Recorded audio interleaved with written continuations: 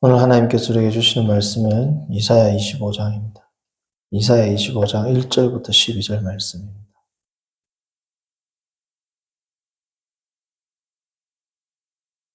이사야 25장 1절에서 12절 말씀. 여호와여, 주는 나의 하나님이시라. 내가 주를 높이고 주의 이름을 찬송하오리니 주는 기사를 옛적에 정하신 뜻대로 성실함과 진실함으로 행하셨습니다. 주께서 성읍을 돌무더기로 만드시며 경과 성읍을 황폐하게 하시며 외인의 궁성은 성읍이 되지 못하게 하사 영원히 건설되지 못하게 하셨으므로 강한 민족이 주를 영화롭게 하며 포악한 나라들의 성읍이 주를 경외하리이다. 주는 포악자의 기세가 성벽을 치는 폭풍과 같을 때 빈궁한 자의 요새이시며 환난당한 가난한 자의 요새이시며 폭풍 중에 피난처시며 폭염을 피하는 그들이 되셨사오니 마른 땅의 폭양을 재앙같이 주께서 이방인의 소란을 그치게 하시며 폭양을 구름으로 가름같이 포악한 자의 노래를 낮추시리이다. 만군의 여호와께서 이 산에서 만민을 위하여 기름진 것과 오래 저장하였던 포도주의 연회를 베푸시리니 곧 골수가 가득한 기름진 것과 오래 저장하였던 맑은 포도주로 하실 것이며 또 이 산에서 모든 민족의 얼굴을 가린 가리개와 열방 위에 덮인 덮개를 제하시며 사망을 영원히 멸하실 것이라. 주 여호와께서 모든 얼굴에서 눈물을 씻기시며 자기 백성의 수치를 온 천하에서 제하시리라. 여호와께서 이같이 말씀하셨느니라. 그날에 말하기를 이는 우리의 하나님이시라. 우리가 그를 기다렸으니 그가 우리를 구원하시리로다. 이는 여호와시라. 우리가 그를 기다렸으니 우리는 그의 구원을 기뻐하며 즐거워하리라 할 것이며 여호와의 손이 이 산에서 나타나시리니 모압이 구름물 속에서 초계가 밟힘같이 자기 처소에서 밟힐 것인즉 그가 헤엄치는 자가 헤엄치려고 손을 펴같이 그 속에서 그의 손을 펼 것이나 여호와께서 그의 교만으로 인하여 그 손이 능숙함에도 불구하고 그를 누르실 것이라. 내 성벽에 요새를 헐어 땅에 내리시되 진토에 미치게 하시리라. 아멘. 아멘. 우리가 지난 시간 24장을 봤습니다. 24장 마지막은 여호와 하나님에 대한 장엄한 찬송, 장엄한 묘사로 끝이 납니다. 24장 23절을 보시면 그때 달이 수치를 당하고 해가 부끄러워하리니 이는 만군의 여호와께서 시온산과 예루살렘에서 왕이 되시고 그 장로들 앞에서 영광을 나타내실 것입니다. 해와 달은 천군 천사들을 의미합니다. 그러니까 하나님을 대적하는 모든 신들까지도 수치를 당하게 되고 모든 신들이 수치를 당한다는 것은 이방에 있는 강한 나라들도 수치를 당하게 될 것이라는 거죠. 그러면서 하나님을 묘사하는데 첫 번째 뭡니까? 만군의 여호와. 만군의 여호와라는 말 자체가 역사적 의미가 모든 별들을 주관하시는 하나님이다. 모든 별들을 주관하시는 여호와다라는 것. 그 모든 별들, 신들, 천상의 존재들을 주관하시는 분이다. 여호와를 묘사하는 첫 번째. 두 번째는 뭡니까? 이 여호와께서는 한 산에서 왕이 되실 것이다. 그 산이 어디입니까? 시온산 혹은 예루살렘입니다. 그렇죠? 세 번째는 그 대상입니다. 모든 장로들 앞에서 이스라엘을 대표하는 모든 장로들 앞에서 어떻게 하신다? 영광을 드러내실 분이다. 라는 여호와 하나님에 대한 어미로운 영광스러운 묘사로 끝이 나죠. 24장 끝은 하나님에 대한 영광스러운 묘사가 끝이 나는데 25장을 보시면 소제목으로 찬송이라고 붙여놓은 책들이 있을 겁니다. 근데 이 25장의 찬송은 1절을 보시면 어떤 측면이 강조되느냐, 이사야의 개인적 찬송의 성격이 처음 25장 1절을 보시면 강합니다. 24장 마지막에서 이제 주어지는 영광스러운 그 찬송에 대한 응답으로 25장은 뭐예요? 이사야 개인이 이제 하나님에 대해서 찬송하는 내용이 나오죠. 자, 그런데 이사야가 여호와 하나님을 찬송하는 이유는 뭡니까? 23절과 같이 위대한 일을 행하시는 것뿐 아니라 25장 1절에 보면 그 이유가 나옵니다. 하나님께서 하는 위대하고 영광스러운 일로만 인해서 찬송하는 게 아니라 어떠한 절차, 어떠한 프로세스로 하는지에 대한 그 찬송의 내용이 나와요. 1절 어떻게 나옵니까?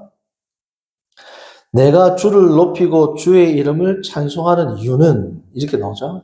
자, 25절 1절 보세요. 성경을. 주의 이름을 찬송하오리니 주의 이름을 찬송하는 이유가 어떻다는 겁니까? 그 이유에 나오죠.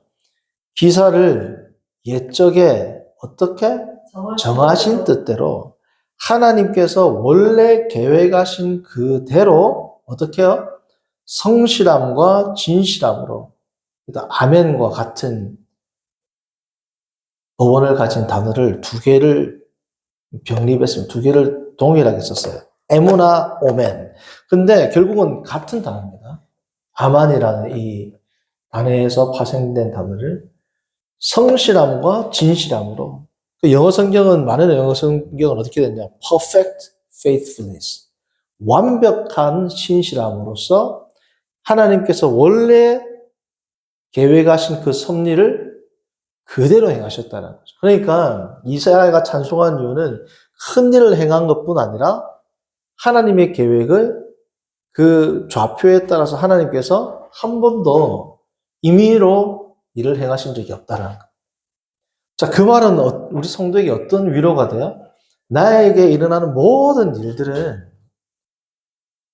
다 어떻다는 겁니까? 하나님의 계획 속에 있는 겁니다. 내가 형통하고 잘 될 때뿐 아니라 바닥을 알 수 없는 암흑 가운데 있을 때에도 그게 다 어디에 속해 있다? 하나님의 처음부터 예정하신 그 섭리 안에 속해 있다라는 겁니다. 그러니까 우리가 고난을 바라볼 때 그 관점이 하나님 중심이라면 우리가 힘들지만 낙심하거나 낙담하지 않을 수 있죠.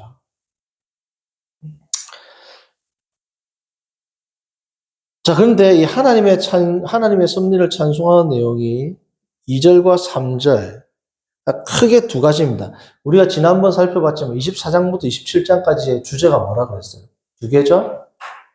큰 주제가 뭐예요? 도시와 노래입니다. 도시와 노래라는 두 가지의 상징을 통해서 하나님 나라의 백성의 영광, 땅의 백성의 파멸이죠. 땅의 백성을 상징하는 것이 두 개였습니다. 땅의 도시와 땅의 노래였던 거죠. 그렇죠? 자, 그 내용이 그 대조가 25장에도 그대로 등장합니다. 하나님께서는 하나님의 계획대로 완벽한 성실함으로 신실함으로 일을 이루시는데 그게 두 개가 뭐다? 하나님을 경외하는 자는 높이고 하나님을 반역하는 자들에게 벌을 내리시는 그 하나님을 이사야가 찬송하는데 2절과 3절은 하나님을 대적하는 자에 대한 소위 땅의 도시를 황폐하시키는 내용입니다. 2절, 주께서 성읍을 돌무더기로 만드시며 견고한 성읍을 황폐하게 하시며 외인의 궁성을 성읍이 되지 못하게 하사 영원히 건설되지 못하게 하셨으므로 강한 민족이 주를 영화롭게 하며 포악한 나라들의 성읍이 주를 경외하리이다. 자, 강한 나라, 포악한 나라, 강한 민족, 포악한 나라, 그리고 2절 후반절에 나오는 외인. 이 모든 것들은 하나님을 믿지 않고 거역하는 이스라엘 밖에 있는 외인들을 의미하죠. 이스라엘의 밖에 있는 외인들은 곧 대적들입니다. 아수르, 바벨론과 같은 열강들을 다 포함하는 개념이지 않습니까? 그들이 어떻게 철저하게 황폐되고 23절을 보면 이제 회복돼서 경외한다라는 건데 여기에서 경외한다는 건 뭐냐면 그들이 철저하게 황폐된 걸 먼저 전제하죠. 자, 땅에 있는 하나님을 대적하는 세력들이 하나님께 찬송을 올렸다라는 것은 24장에서 27장까지 전체 구도를 볼 때 하나님을 찬송하는 백성은 누구예요? 하나님을 경외하는 자가 찬송하죠. 근데 지금 3절에 나오는 이방인들, 하나님을 대적하는 자들이 하나님을 찬송한다라는 것 자체가 뭡니까? 그들의 제국, 땅을 의미하고 땅을 상징하는 하나님을 대적하는 모든 그들의 세계관이 다 파괴됐다는 걸 의미하죠. 그러니까 2절과 3절을 보면 강조가 3절 후반절만 보면 열방이 회복됐다라고만 우리가 보면 안 되고 24장부터 전체 주제를 보면 그들이 하나님을 찬송한다라는 것 자체가 뭘 전제하는 겁니까? 그들은 땅의 세력, 하나님을 대적하는 세력, 사단의 세력을 대표하는데 그들이 경외했다, 하나님을 경외한다라는 말은 그들을 붙잡고 있는 모든 악한 세력으로부터 놓였다라는 거죠. 놓였다는 걸 뭘 의미해요? 더 이상 그들은 이스라엘 밖에 있는 자들이지만 외인이 아니라는 거예요. 이스라엘 밖에 있는 자들이지만 땅의 백성이 아니라는 거예요. 외면적으로는 땅의 백성인데 더 이상 땅의 백성이 아닌 겁니다. 이 내용을 이스라엘 백성들은 이해를 못한단 말이죠. 그렇죠? 예수님 당시에 서기관과 바리새인과 유대인들은 이해를 못한단 말이죠. 외인과 하나님의 백성을 나누는 것을 뭐로 봤어요? 바운더리 마커. 그들을 구별하는 마커를 뭐로 봤냐면 혈통적 유대인이냐, 아브라함의 씨냐, 율법을 가지고 있느냐, 성전 제사를 드리냐와 같은 이러한 바운더리 마커. 뭐예요? 바운더리를 정하는, 경계를 정하는 마커를 그걸로 봤단 말이죠. 근데 진정한 바운더리 마커는 뭐야? 예수 그리스도란 말이죠. 물론 지금 이사야에서는 이 내용이 지금 안 나오지만 24장부터 27장 전체 구도, 그리고 24장부터 쭉 읽어오다 보면 3절에서 주를 경외했다라는 것은 더 이상 땅의 백성이 아니게 됐다. 이걸 의미합니다. 그렇죠? 그러니까 2절과 3절은 뭐예요? 땅의 세력, 땅의 백성, 땅의 영향력이 완전히 괴멸됐다라는 것을 의미합니다. 그렇죠? 자, 땅의 백성에 대해서는 하나님께서 철저한 심판을 하시는데 반대로 하나님의 백성에게는 어떻게 하느냐? 4절. 하나님은 요새가 되시고 방패가 되시고 그늘이 되신다. 하나님을 대적하는 자에게는 심판주이시자 어미로우시며 무서운 분으로 나타나는 반면 하나님 안에 있는 자들에게는 어떤 한없이 따뜻하고 그늘이 되시고 방패가 되시고 요새가 되신다라는 내용이 4절이고 그렇지 않습니까? 그래서 이 4절은 2절, 3절과 대비되는 개념이라고 할 수 있습니다. 자, 그리고 이 4절에서는 빈궁한 자, 환난당한 자, 그리고 가난한 자, 이 세 부류가 나오죠.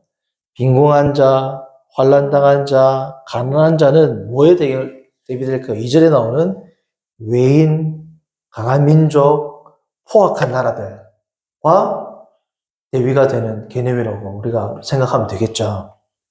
자, 그러면 하나님께서 심판하시는 땅의 세력을 규정하는 단어가 외인, 강한 민족, 포악한 나라들인데 이들의 특징은 뭡니까?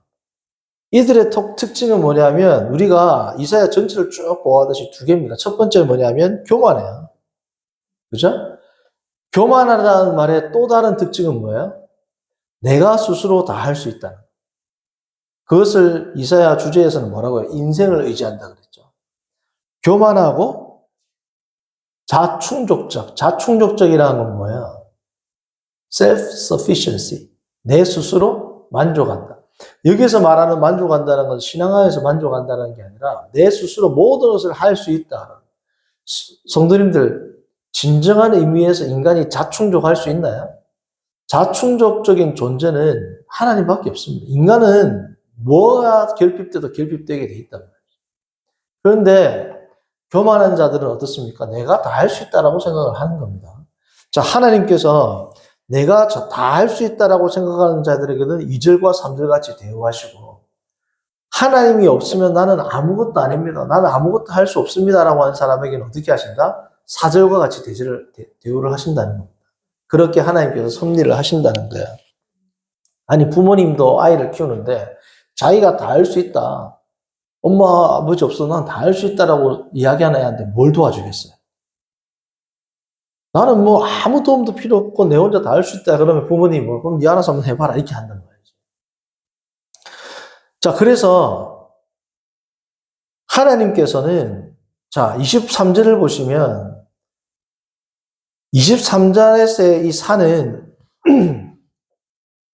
심판의 산입니다. 심판의 산.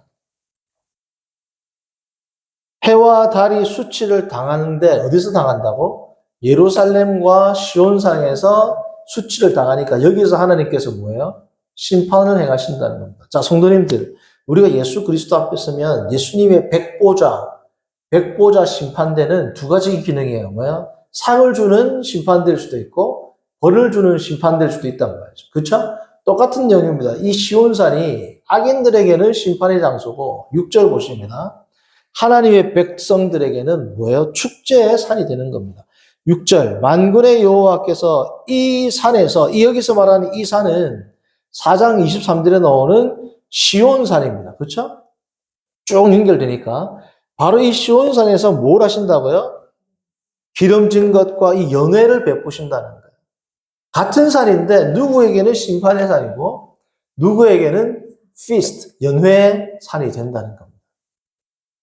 그런데 여기서 충격적인 사건은 뭐냐? 6절에 만군의 여호와께서 이 산에서 하나님의 백성, 예루살렘 백성 혹은 예루살렘의 딸, 시온의 딸, 이스라엘 백성 이렇게 나와야 되는데 그 대상이 누구야? 이 산에서 만민을 위해서 베푸신다. 이 만민은 누구를 포함합니까? 2절, 3절에 나오는 외인, 포악한 자, 강한 자를 다 포함하는 개념이란 말이죠. 이런 복음을 이스라엘 백성은 받아들일 수 있을까요? 이게 복음인데 이걸 거부한단 말이죠. 성경에서는 하나님께서 땅의 세력, 땅의 모든 이 죄악을 버리는 자들은 그 누구를 불문하고 하나님의 백성으로 삼을 준비가 되어 있고 삼으실 것이다라는 것이 복음인데 이 복음을 가장 극렬하게 반대하는 자들이 누굽니까? 하나님의 백성이란 말이죠. 복음을 가장 극렬히 반대하는 사람들이 누구예요? 하나님의 백성, 종교 지도자들입니다. 예수님이 메시아가 아니라는 것을 가장 정교하고 가장 극렬하게 반대했던 사람들이 누구예요? 종교 지도자들이에요. 유대인들이 아니라 종교 지도자들이 유대인들을 선동했잖아요. 대제사장과 서기관과 바리새인들 이러한 사람들이 사도들인 공의회 회원들 이런 사람들이 뭐예요? 예수 그리스도를 가장 극렬하게 반대하고 복음을 가장 극렬하게 반대한 자였단 말이죠. 성도님들 우리가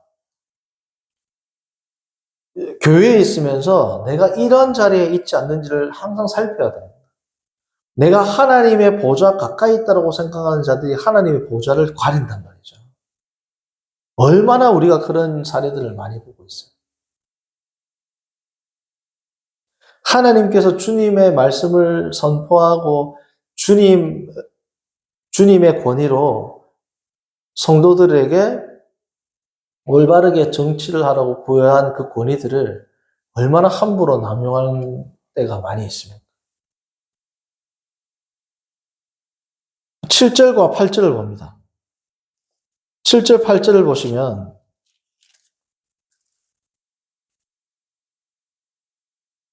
복음의 정수가 나오죠. 또 이 산에서 자 대상이 누굽니까?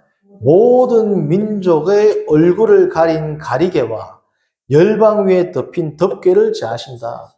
이게 복음인데 그게 뭐냐? 8절 뭡니까? 사망이라. 성도님들 복음은 모든 사람들에게 덮여 있는 것을 제하는데 모든 사람에게 덮여 있는 것이 뭐라는 겁니까? 사망이라는 거예요. 성도님들 이 사망은 누구도 벗어날 수 없죠. 이걸 벗겨주는 게 뭐라는 겁니까? 복음인 겁니다. 단순히 돈, 건강, 사회적 지위 이런 것들이 복음의 대상이 아니라는 거예요. 그렇죠? 우리가 너무 많이 들어서 알고 있지만 실제로 살아감에 있어서는 이 복음에 대한 내용들이 얼마나 나의 마음을 사로잡고 있는지를 우리가 살펴야 된다. 복음이 아닌 어떠한 것들이 좀 있으면 교만해지고 없으면 우울해지고 좀 있으면 하나님이 나를 사랑하는 것 같고 없으면 하나님이 나를 지금은 버려둔 자식처럼 느껴지고 그러한 것들이 복음을 제대로 이해하지 못한 겁니다. 복음은 뭡니까? 인간의 가장 근본적인 생사를 가르는 문제에서 사에서 생으로 옮겼다는 거죠. 그러면 모든 자들은 복음의 복에 참여하고 있는 겁니다. 그렇지 않습니까? 자, 그런데 이 사망을 제할 뿐 아니라 9절 그날에 말하기를 이는 우리의 하나님이시라 우리가 그를 기다렸으니 그가 우리를 구원하시리로다. 이는 여호와시라 우리가 그를 기다렸으니 우리는 그의 구원을 기뻐하며 즐거워할 것이라. 이렇게 딱 끝나면 얼마나 좋아요. 그런데 10절부터 12절은 마치 뭐하고 대응되느냐? 아까 처음 읽었던 25장 2절과 3절과 대응되는 겁니다. 25장 1절이 찬송이죠. 이사야의 개인적 찬송이죠. 25장 9절은 민족적 찬송입니다. 25장 1절이 이사야의 개인적 찬송이었으면 이사야 25장 9절은 뭐야? 민족적인 찬송이란 말이죠. 그리고 2, 3절은 하나님을 대적하는 자들에 대한 심판입니다. 그렇죠? 자, 그러면 10절, 11절, 12절도 하나님을 대적하는 자들의 심판인데 10절, 11절, 12절의 그 심판의 대상은 누구냐면 7절, 8절 다시 말하면 복음을 받아들이지 않은 자들에 대한 심판입니다. 9절에 우리가 그를 기다렸다. 우리가 그를 기다렸다. 반복하죠. 9절을 보시면 하나님 여호와를 기다린 자들에게 주어지는 것이 뭡니까? 구원과 기쁨과 즐거움이에요. 여호와를 기다리다, 히브리적 특성으로 기다리라는 것은 우리가 찬송 오전에도 불렀는데 앙모한다는 뜻입니다. 주님만을 디자이어, 주님만을 간절히 원한다는 거예요.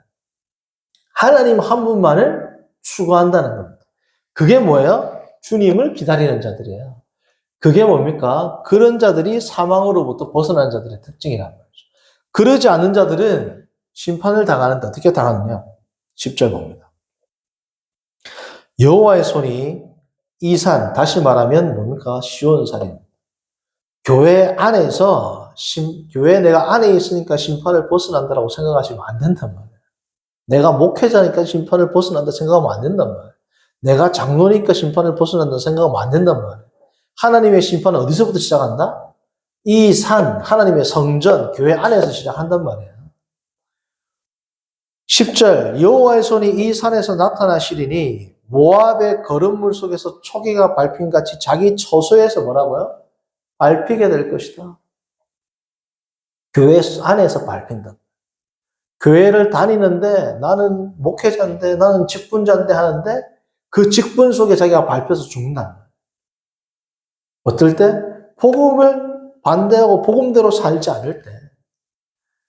교회 안에 있는데 직분을 받았는데 하나님을 추구하지 않고 다른 것들을 추구하고 나아갈 때. 인간적인 것으로 새를 과시하고 새를 만들고 이거 말하지 않아도 수두룩하게 많지 않습니다. 하나님이 아닌 다른 것들을 추구하는 자들은 그 직분 속에서 자기가 어떻게 된다? 밟혀 죽는다는 겁니다. 하나님 한 분을 높여야 되는데 신앙생활을 하면서 인간적인 업적, 인간적인 성공, 인간적인 성과는 결국은 10절 뭐예요? 걸음, 말이 걸음이지 뭡니까? 똥입니다, 똥.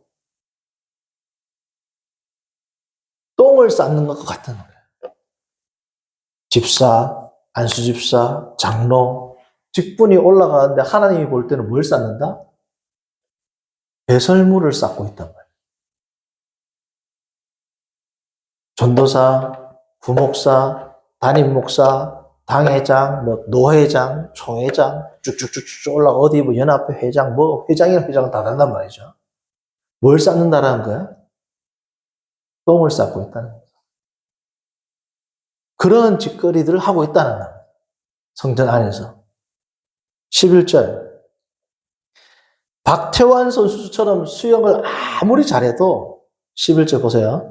그가 헤엄치는 자가 헤엄치려고 손을 펴같이 헤엄치는 자, 수영 선수가 이 뜻입니다. 그렇죠?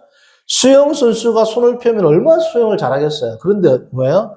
그 속에서 그의 손을 펼 것이나 여호와께서 그의 교만으로 인하여 아무리 수영을 잘해도 그렇죠? 그 손이 능숙함에도 불구하고 그를 물에서 누르면 어떻게 돼요? 아무리 수영 잘해도 눌러버리면 어떻게 돼요? 가신들의 세우는 업적들, 직분들, 감투들이 어떻게 된대요? 자기를 누르는 게 돼서 자기를 죽이게 된다. 차라리 성도로 살았으면 구원받을 건데 직분 받아가지고 죽는단 말이에요. 얼마나 이게 안타까운 일입니까? 차라리 평신도로 살았으면 구원받을 인생이 교만이 들어가가지고 쌓이면 쌓일수록 무거워져가지고 박태환 선수가 아무리 수영을 잘해도 100kg, 200kg 짊어지면 어떻게 돼요? 돌덩어리 목에다가 밀면 어떻게 된다? 죽잖아요. 그렇게 죽게 된다는 거예요. 13절. 내 성벽에 12절. 내 성벽에 높은 요새를 헐어 땅에 내리시에 어떻게 해요? 진토에 미치게. 높게 쌓은 게 다 어떻게 된다? 다 버무러진다.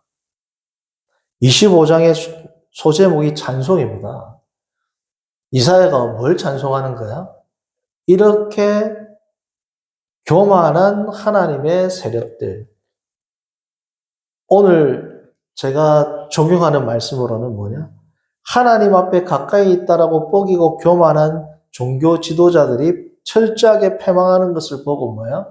하나님의 선하심이, 하나님의 거룩하심, 하나님의 영광입니다라고 찬송한단 말이죠. 그게 뭐야? 25장의 내용.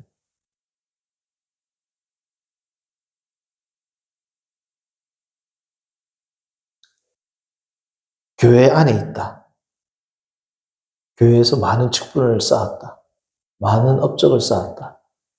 그게 하나님의 영광과 관계없는 경우도 많이 있어요. 늘 하나님의 영광과 관계 있는 게 뭐야? 아니죠. 바벨탑은 성전입니다, 원래. 그 의미가 지구라트란 말이죠. 예배하기 위해서 하나님을 더 가까이 만나기 위해서 쌓은 게 바벨탑입니다. 근데 인간의 가장 큰 교만을 상징하는 거죠. 교회에서 하나님의 이름으로 주님을 위해서, 성도를 위해서 내가 내 욕심을 위해서 했습니다라는 말 들어본 적 있어요? 성도님들? 목사님들이, 장로님들이, 직분자들이 어떤 일을 맡은 사람이 내가 칭찬받으려고, 내가 잘 되려고, 내가 이걸로 뒷돈 챙기려고 했습니다라고 말한 적이 있어요? 없어요? 다 하나님의 영광이라는 거예요. 다 하나님의 영광이라고 이야기하는데 실상은 아닌 경우가 많이 있어요? 없어요? 실상은 그러지 않은 경우가 허다합니다.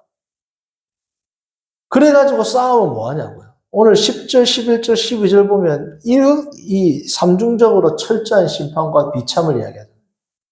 배설물에 비교하고 무너진 성벽에 비교하고 물에 빠져 죽는 능숙한 수영선수에 비교하고 성도님들 우리가 정말 복음 안에서 삶으로 하나님 한 분만을 추구함을 통해서 복에 참여하는 복음의 심판이 아니라 복음의 복에 참여하는 저와 여러분들 되기를 바랍니다. 그러니까 오늘의 말씀의 제목은 복음의 양면성이에요. 나는 예수님을 믿기 때문에 복을 받고 구원을 받을 것이다 라는 그러한 자기 최면에 걸려서 살지 말고 정말 진정한 의미에서 복에 참여하는 저와 여러분들 되기를 바랍니다. 네. 이 시간 기도합니다. 거룩하신 하나님 아버지, 오늘 또 이사야의 말씀을 통해서 우리가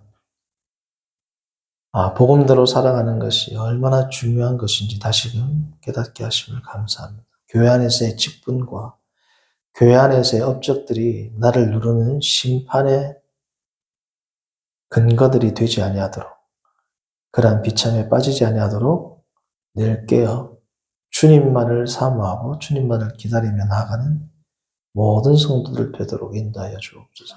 예수님의 이름으로 기도합니다. 아멘. 아멘.